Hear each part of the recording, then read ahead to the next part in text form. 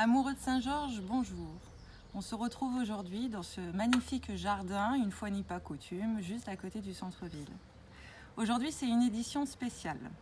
En effet, nous recevons aujourd'hui un invité particulier qui va nous raconter son expérience politique sur une liste saint-georgeaise, nous transmettre son avis suite au premier tour des élections municipales. Mais avant, je vais lui demander de nous expliquer qui il est. Bonjour Bruno Licher. Bonjour à tous. Alors, peux-tu nous raconter ce que tu faisais avant ? Alors, écoutez, je suis jeune retraité.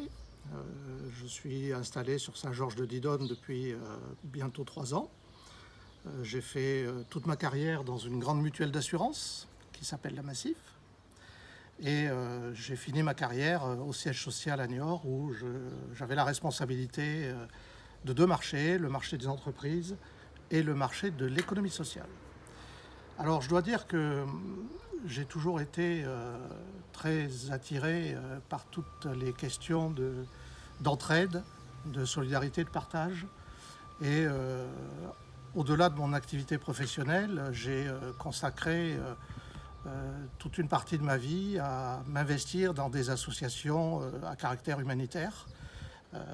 Que ce soit une association qui s'appelle par exemple Planète Urgence, qui m'a permis de faire des missions de solidarité internationale, en particulier en Afrique. Et puis ces dernières années, j'étais pas mal investi dans une association qui s'appelle Habitat et Humanisme, qui a vocation à aider des personnes en difficulté en faisant de l'insertion par le logement. Les valeurs de solidarité et de partage, c'est des choses qui me tiennent à cœur. Et donc, en arrivant sur Saint-Georges-de-Didonne, j'allais dire de manière assez naturelle, je me suis rapproché des responsables associatifs et politiques pour essayer de voir quelle aide je pourrais apporter. Alors, j'ai fait un petit peu le tour des différentes personnes que j'ai pu rencontrer. Et puis finalement, par l'intermédiaire d'une autre personne que je connaissais, j'ai rencontré François Richaud, que j'ai trouvé tout à fait sympathique. C'était un garçon charmant, souriant, et qui en plus de ça avait un discours que je comprenais sur des questions de consensus, de solidarité, de partage, de démocratie. Je lui ai donc proposé de l'aider pour la campagne électorale parce que je trouvais intéressant de pouvoir m'investir dans cette belle commune qu'est Saint-Georges-de-Didonne. Et puis, donc j'ai commencé un petit peu à échanger avec lui et assez vite, il m'a proposé d'être candidat au municipal, alors ce que je n'avais pas du tout envisagé au départ. Et bon, comme il avait besoin de soutien, il cherchait du monde, j'ai accepté de le rejoindre dans son équipe. Voilà un petit peu la manière dont les choses se sont passées, on va dire jusqu'au moment du 15 mars du premier tour. D'accord. Donc vous faisiez partie de la liste de Saint-Georges-Union de François Richaud. Vous étiez quand même numéro 3 Oui. Et vous en aviez démissionné fin mai. Ouais. Est-ce que vous pouvez nous expliquer pourquoi ? Alors c'est vrai que c'est une situation qui n'est pas banale. Alors déjà, mon positionnement sur la liste s'était fait de manière un peu particulière, puisque j'ai découvert un jour que François Richaud m'avait positionné en numéro 3 sans m'en avoir parlé au préalable. J'avoue que ça m'a un petit peu surpris. Et puis bon, pris par l'engrenage de la situation, c'est une situation que j'ai acceptée. Et à partir du moment où je m'étais engagé à l'accompagner, il était assez difficile de revenir sur ma parole. Donc, je suis resté sur cette liste. Alors, ce que je dois dire, c'est que dès le départ, il me paraissait comme une évidence que la fusion devait avoir lieu avec Nouveau Cap, dans l'intérêt général des Saint-Georgais, dans l'intérêt de tous. Et je dois dire que ce qui m'a surpris au bout de quelques semaines, c'est que j'avais un discours qui était malheureusement un petit peu toujours le même de la part de François Richaud et de la part d'un certain nombre de ses colistiers, des gens qui l'accompagnaient, d'ailleurs plutôt des gens qui l'accompagnaient depuis plusieurs années. C'est qu'en fait, je me suis rendu compte qu'ils ne voulaient pas de la fusion. Il y avait beaucoup de critiques qui étaient émises vis-à-vis de Nouveau Cap, et en particulier sur son leader, Laurent Massart, en disant que c'était un monsieur qui manquait de parole, qui n'était pas fiable, avec qui on ne pouvait pas travailler, etc. etc. Donc j'ai tenté, malgré tout, d'influencer les choses, en expliquant que ça me paraissait raisonnable et dans l'intérêt de tous que cette fusion puisse avoir lieu. Malheureusement, la suite a prouvé que, j'allais dire, ça n'était pas possible. Ouais. Voilà. Mais justement, pouvez-vous nous parler un petit peu de la fusion? Alors, moi, tout de suite après le premier tour, tout de suite au soir du 15 mars, j'ai regretté la précipitation de François Richaud à vouloir faire la fusion avec Franck de Luxembourg et M. Allaire. Il n'y avait pas du tout d'unanimité sur la question au sein de l'équipe de Saint-Georges-Union. Et donc, c'est vraiment une décision qui était importante et qui méritait un débat approfondi. Malheureusement, ce débat n'a pas eu lieu. Voilà.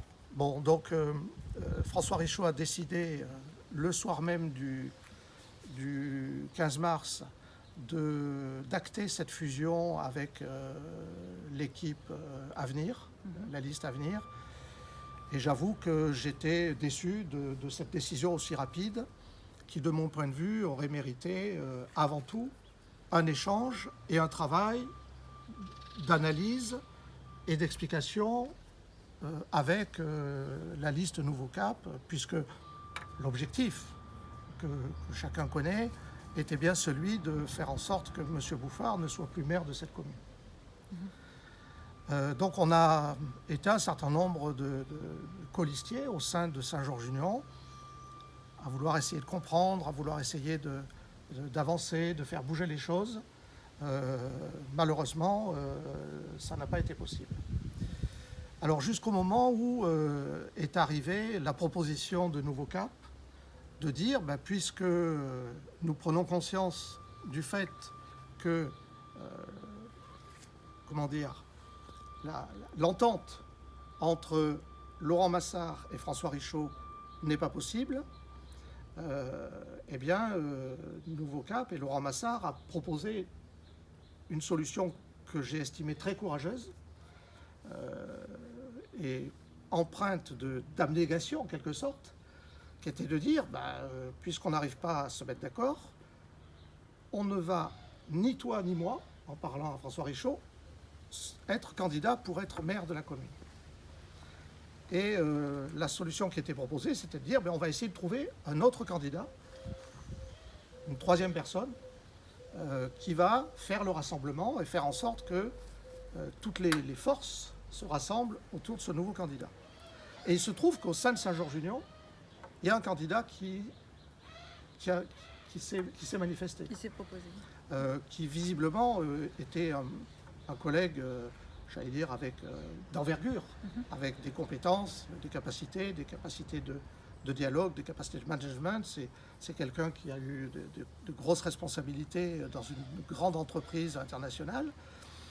Et je me suis dit, c'est bien, ça va se faire, quoi. Et malheureusement, François Richaud a balayé d'un revers de main cette proposition et j'ai trouvé ça tout à fait regrettable. Il est resté droit dans ses bottes et j'ai compris à ce moment-là que, en fait, il n'avait qu'une ambition, c'était d'être maire et à tout prix, à n'importe quel prix.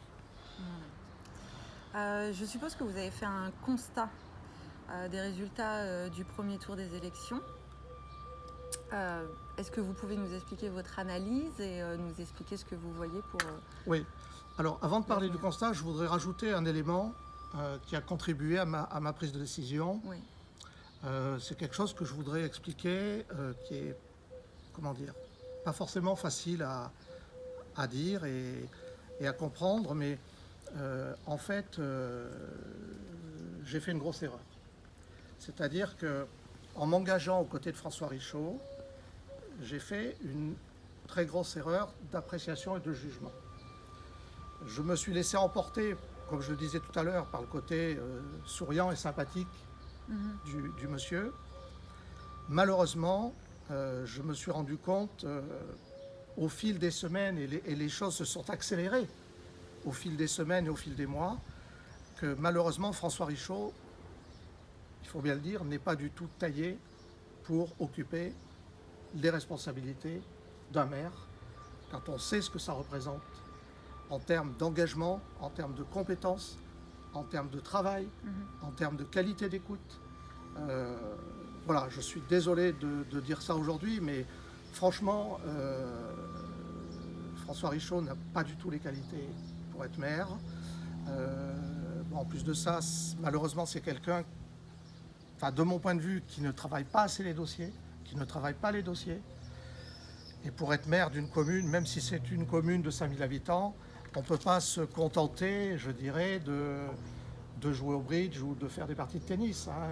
Ça demande quand même un petit peu de travail. Donc de ce point de vue-là, vraiment, voilà, bon, c'est bien dommage, mais il faut se rendre à l'évidence, quoi. Il a, de mon point de vue, il n'a pas du tout le profil. Donc, bon. D'accord. Voilà. Vous avez fait une analyse, je suppose, des résultats du premier tour des élections municipales. Est-ce que vous pouvez nous en dire votre constat et nous expliquer aussi comment vous voyez la suite? Oui, d'accord. Tout à fait. En effet, tout de suite après le 15 mars, on a créé un petit groupe de travail au sein de l'équipe pour essayer d'analyser, de faire un diagnostic de ce premier tour, savoir ce qui s'était passé. Il y a un gros travail qui a été fait et qui nous a permis d'identifier en particularité les points communs au niveau des programmes. On a travaillé à regarder dans le détail les particularités de chacun des programmes, de l'ensemble des propositions. Et il est clair que le programme de Saint-Georges-Union était, à peu de choses près, quasiment le même que celui de Nouveau Cap. Et c'est là où on voit l'absurdité des choses. C'est que tout était écrit pour que cette fusion de ces deux, de ces deux équipes aboutisse à élire un nouveau maire pour la commune de Saint-Georges.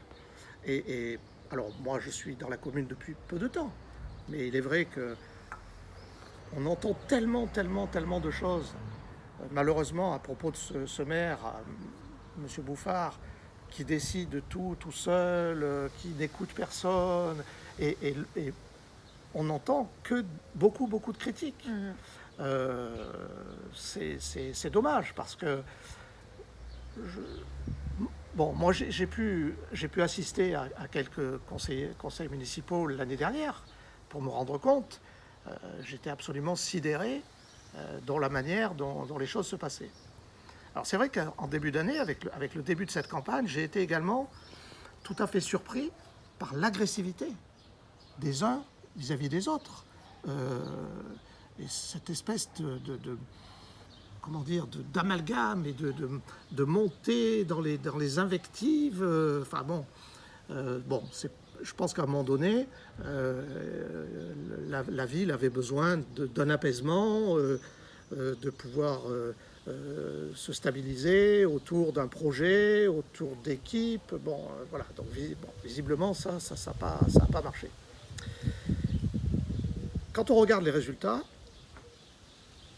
on a vu que l'abstention était très forte. Oui. Alors l'abstention a été très forte, c'est lié bien évidemment à la crise sanitaire, mais c'est aussi bien évidemment lié au désaveu du maire sortant. Enfin, quand on regarde les chiffres, c'est absolument hallucinant, quoi, hein. Il a divisé par 2 son nombre de voix. Et derrière, on se retrouve avec, on va dire, 2 listes principales qui ont quelques dizaines de voix d'écart sur le même programme et qui malheureusement n'ont pas réussi à fusionner. Donc voilà, aujourd'hui la situation elle est là. Je pense que l'équipe de Nouveau Cap a bien fait de se maintenir parce qu'elle porte derrière elle plus de 500 électeurs qui ont envie que les choses changent à Saint-Georges-de-Didonne. Et je pense que clairement, les scores vont être, de mon point de vue, très serrés.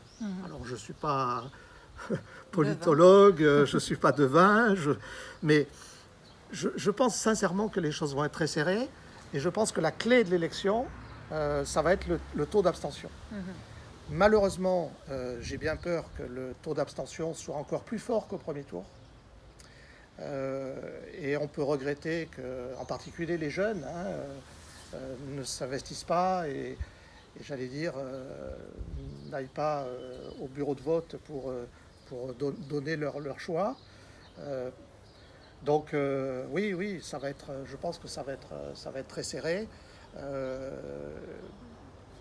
Et j'espère que, en tout cas, moi, j'espère que Nouveau Cap va gagner, parce que c'est vrai que c'est une équipe jeune, que j'ai appris à connaître là ces derniers jours, à connaître un petit peu mieux. C'est une équipe jeune, compétente, dynamique, qui travaille de manière très collective, qui travaille les dossiers, visiblement, qui investigue les choses, qui va au fond. Donc, il n'y a pas de raison que tout ce travail-là ne porte pas ses fruits. Donc oui, aujourd'hui, oui, clairement, j'appelle à voter Nouveau Cap. Ça me paraît une bonne chose, et j'appelle en particulier la jeunesse à le faire et à se rassembler pour un peu un changement de situation. Voilà. Et puis je pense que dans la vie politique, c'est comme dans les affaires, c'est comme dans les entreprises, c'est une très bonne chose lorsque on a la capacité à laisser la main et à laisser d'autres responsables prendre des responsabilités. On ne peut pas rester pendant des années et des années aux responsabilités. Il est important pour la qualité de la vie démocratique que les équipes se renouvellent et que les leaders se renouvellent. Voilà, donc moi je pense que ça serait une très bonne chose pour la commune de pouvoir avoir un nouveau maire. Merci Bruno, merci pour toutes ces explications. Merci pour votre avis et merci d'avoir fait un appel au vote aussi, voilà. C'est très important. Allez voter le 28 juin. Allez voter. Voilà. Je vous souhaite une bonne fin de journée. Merci beaucoup. Et nous, on se retrouve ce soir pour un live à 18h.